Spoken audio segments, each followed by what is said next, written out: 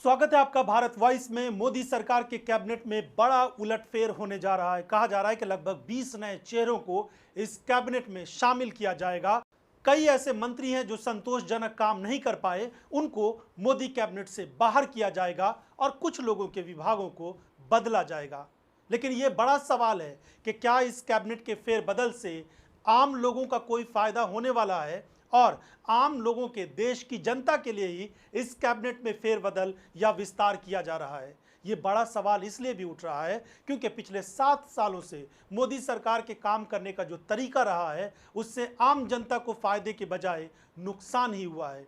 बढ़ती महंगाई हो, बेरोजगारी हो, लोगों का घटता कारोबार हो या फिर देश की अर्थव्यवस्था की बुरी हालत हो, इन सब के बीच बड़ा सवाल यही है कि आखिर कैबिनेट विस्तार से आम लोगों का क्या फायदा होने वाला है। वैसे मोदी मंत्रिमंडल में जो ये विस्तार हो रहा है वो साफ दिख रहा है कि वो किस लिए किया जा रहा है। वो इसलिए हो रहा है क्योंकि बहुत सारे नेता लंबे समय से प्रतीक्षा कर रहे हैं, कई सारे नेता नाराज हैं, उनको मनाने के लिए और फिर आने वाले दिनों में जो विधानसभा के चुनाव होंगे उन राज्यों में किस तरीके से जनता को लुभाने की कोशिश की जाए और उन राज्यों के सांसदों को मंत्री बनाकर किस तरीके से जनता में एक अच्छा संदेश दिया जाए। लेकिन क्या इस संदेश से, रूठे हुए नेताओं को मनाने से देश की आम जनता का कुछ फायदा होगा? यही बड़ा गंभीर सवाल है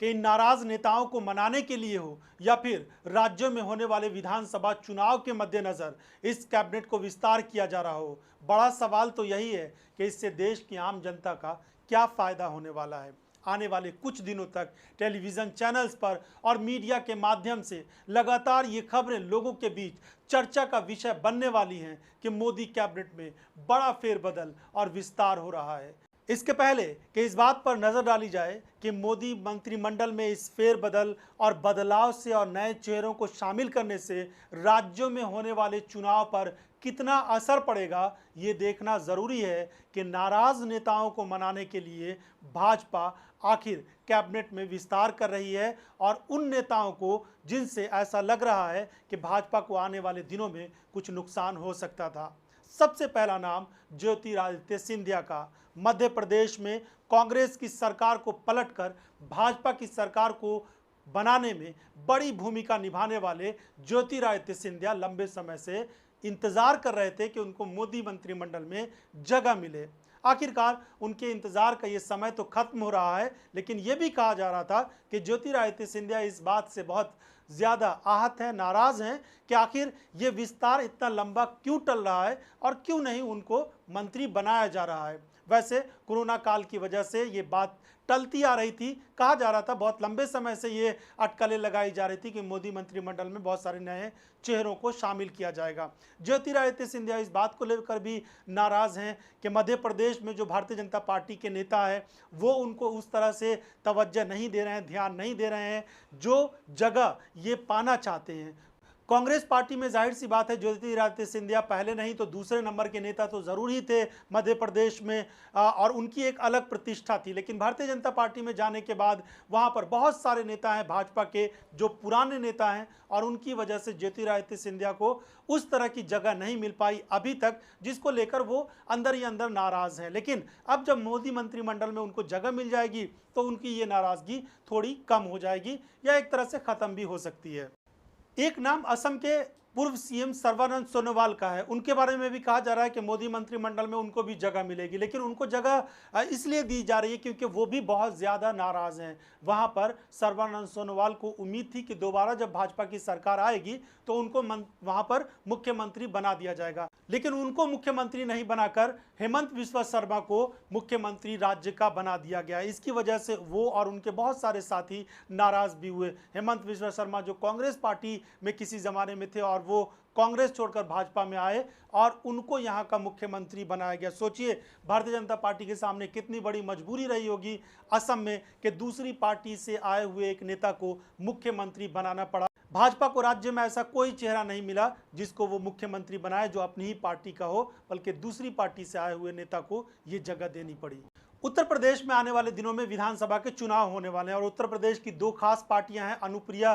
पटेल की जो अपना दल है वो, और या फिर जो निषाद पार्टी है। इन दोनों के बारे में ये कहा जा रहा था कि दोनों बहुत ज़्यादा नाराज़ हैं और नहीं चाह रहे थे कि वो भाजपा के साथ आगे विधानसभा चुनाव हो या फिर लोकसभा चुनाव हो वो लड़ें, लेकिन उनको मनाने की तमाम तरह की कोशिशें की गई और अब ये कहा जा रहा है कि अनुप्रिया पटेल जो अपना दल की नेता हैं वो मंत्रिमंडल में जगह पाएंगी और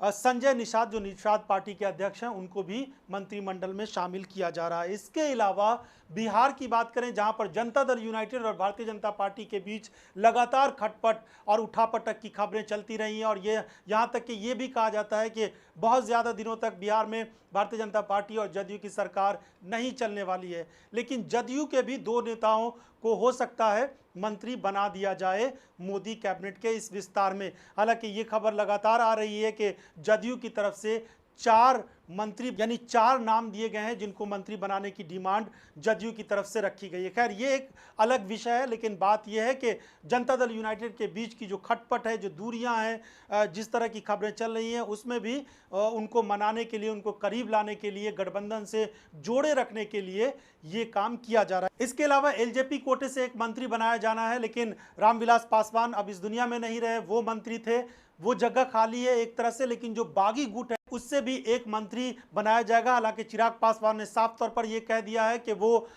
एलजेपी के कोटे से मंत्री नहीं बन सकते। अगर ऐसा कुछ हुआ है, उनके चाचा अगर मंत्री बनते हैं, उनको मंत्री बनाया जाता है, तो वो इसको लेकर कोर्ट में भी जाएंगे। तो साफ तौर पर देखा जा सकता है कि किस तरह से ये पूरे समीकरण इस तरह से बनाए जा रहे हैं कि जो राज्यों की पार्टियां हैं जहां पर चुनाव होने वाले हैं, खास करके उत्तर प्रदेश की उनकी छोटी छोटी पार्टियों को जोड़े रखने के लिए, गठबंधन में बनाए रखने के लिए उनको मंत्री बनाया जा रहा है। बहुत सारे नेता जो नाराज थे उनको शामिल करने के लिए मंत्रिमंडल में जगह दी जा रही है। तो इस सब के बीच बड़ी बात यही है कि आखिर इस मंत्रिमंडल के विस्तार से आम लोगों का, देश की आम जनता का क्या फायदा होने वाला है, इसका जवाब सरकार को देना चाहिए। जिस तरह से राहुल गांधी से लेकर देश के बहुत सारे नेता ये आरोप लगाते रहे हैं कि ये सरकार 2 लोग चला रहे हैं और 2 ही लोगों के लिए ये सरकार काम कर रही है, तो फिर बाकी लोगों का क्या मतलब रह जाता है। मौजूदा सरकार में ये भी देखा जा रहा है कि बहुत सारे नेता ऐसे हैं जो अपने हिसाब से काम नहीं कर पा रहे हैं, बल्कि वो जो कुछ भी नज़र आता है वो सिर्फ मोदी और शाह का ही चेहरा नज़र आता है। बहुत सारी चाहे राज्यों के चुनाव में बड़ी कामयाबियां हो या फिर सरकार की बहुत सारी स्कीम्स हो, सब कुछ को लेकर मोदी शाह का ही चेहरा हावी रहता है। बाकी मंत्रिमंडल के जो चेहरे हैं वो सब अक्सर गायब नजर आते हैं। ये भी आरोप लगते रहे हैं इस सरकार में कि जो मंत्री हैं वो अपने विभाग को छोड़कर दूसरे विभागों में ज़्यादा रुचि रखते हैं। खासकर वित्त मंत्री निर्मला सीतारमण का मामला हो या फिर डॉक्टर हर्षवर्धन जो स्वास्थ्य मंत्री हैं, कोरोना काल में हमने देखा कि वो बाकी चीज़ों पर ज़्यादा अपने ध्यान को आकर्षित करते रहे, लेकिन कोरोना से निपटने में जिस तरह की सक्रियता दिखानी चाहिए थी वो नहीं दिखा पाए। पूर्व प्रधानमंत्री डॉक्टर मनमोहन सिंह ने अर्थव्यवस्था को लेकर जिस तरह से प्रधानमंत्री को सलाह दी थी, उसका जवाब स्वास्थ्य मंत्री हर्षवर्धन देने में ज़्यादा रुचि रखने लगे। तो इस तरह के बहुत सारे आरोप, बहुत सारे सवाल हैं, लेकिन इन सवालों के बीच लोगों का यही कहना है कि सरकार चाहे कैबिनेट विस्तार करे, लोगों को शामिल करे, नए चेहरों को शामिल करें, लेकिन इस बात का ध्यान देना ज़रूरी है कि देश में इस वक्त आम लोगों के सामने कितनी बड़ी समस्याएं हैं। खासकर बढ़ती महंगाई, पेट्रोल डीजल की आसमान छूती कीमतें, 100 के पार पेट्रोल और डीजल भी उसी के करीब, और फिर महंगाई से आम जनता का जीना दूभर होता जा रहा है। बेरोजगारी ऐसी है कि लोगों को रोजगार नहीं मिल पा रहा है, लोगों के कारोबार खत्म होते जा रहे हैं, सरकार इस ओर ध्यान नहीं दे रही है। और तीसरी तरफ एक बड़ा संकट सामने खड़ा है, कहा जा रहा है कि तीसरी लहर कोरोना की आने वाली है। तो क्या सरकार को इन सब चीज़ों को प्राथमिकता देकर निपटने की ज़रूरत है, न कि कैबिनेट विस्तार को इतना बड़ा हंगामा और इतने व्यापक पैमाने पर मीडिया में ये बताने की ज़रूरत है कि कैबिनेट विस्तार से बहुत बड़ा फ़ायदा होने वाला है और ये सब चेहरे मिलकर जब काम करेंगे तो देश का बहुत विकास होगा और बड़ा फ़ायदा होगा।